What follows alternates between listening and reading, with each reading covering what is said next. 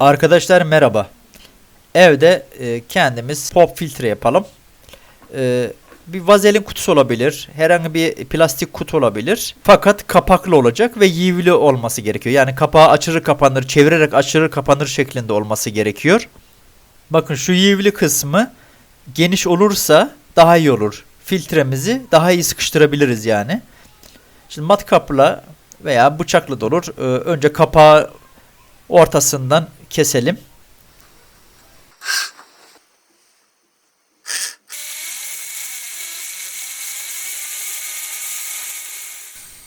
Az bir kesilmeyen yeri var. Orayı da bıçakla hemen ayıralım.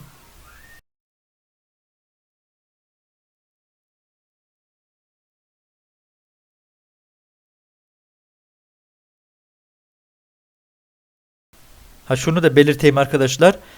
Kutunuz biraz geniş olsun. Böylece pop filtre geniş olursa daha iyi olur. Konuşurken en azından mikrofona doğru sesiniz gitmemiş olur.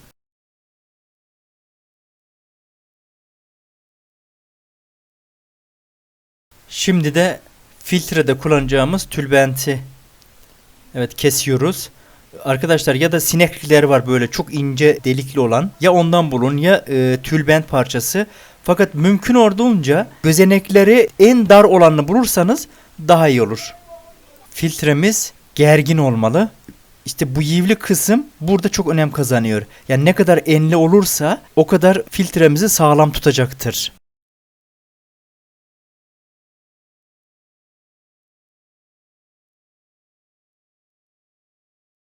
Yalnız 2-3 tane tülbenti kat kat yapıp filtre olarak koymayınız.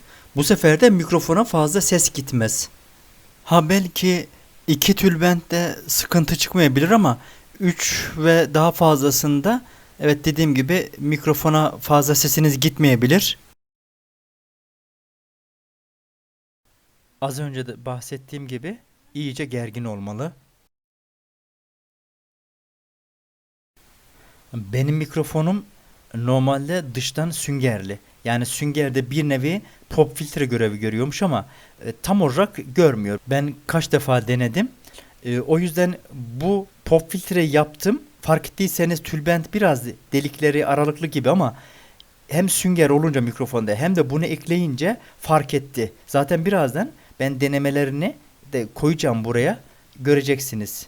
Sapı için delikler deliyoruz. Yani sapını buraya monte edebilmek için 3 adet kablo alıyoruz.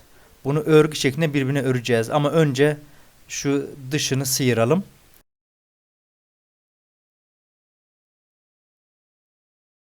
Örgü öreceğiz. Yani bu saçlarda melik örerler. Onun aynısını burada yapacağız.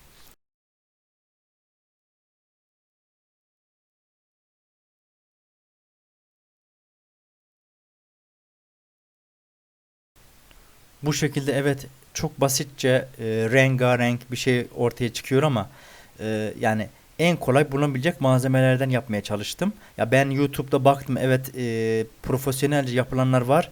Fakat o malzemeleri bulmak gerekiyor.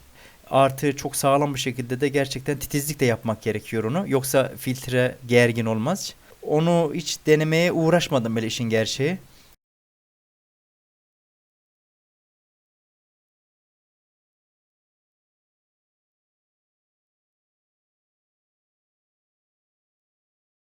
Evet, buraları sıkarak inceltiyoruz. Çünkü dıştan kablo dışı geçireceğiz. Yani kablo eti diyorlar ona.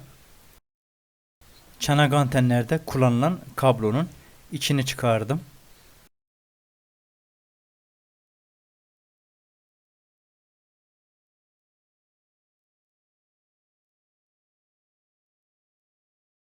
Bunun pembe gözüken yerlerini ve şu açık kablolu yerini bantla kapatayım.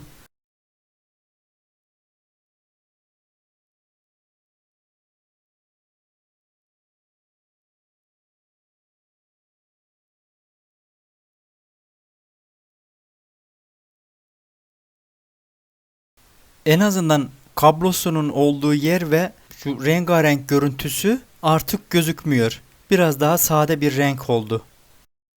Siz de deneyin arkadaşlar. Yani aslında yapımı çok basit bulunabilecek en kolay malzemelerle yapınca tabi haliyle amatörce oldu. Şimdi denemesini yapıyorum. Ağzımla mikrofon arasındaki mesafe aynı kalıyor. Araya pop filtreyi sokup çıkarıyorum. Pop filtre, pop filtre, pop filtre, pop filtre, pop filtre, pop filtre. Evet arkadaşlar, ben denedim ve farkı gördüm. Gerçekten işe yarıyor. Hani basit amatörce bir yapım ama siz de kendiniz evde yapın. Amatörce bir şey de olsa işe yaradığını gerçekten göreceksiniz. Sonuçta ben bunu yapıp size pazarlayacak değilim. Ha şunu da söyleyeyim. Bu videoda konuştuklarımın tamamında bu pop filtreyi kullandım. Lakin orijinal olarak satılan pop filtreler kadar etkili değildir elbet. Ama işe yaradığını siz de fark ettiniz. Yani daha doğrusu duydunuz. Bu arada unutmadan pop filtrenizi mikrofona çok yakın tutmayın. O zaman bir faydası olmuyor.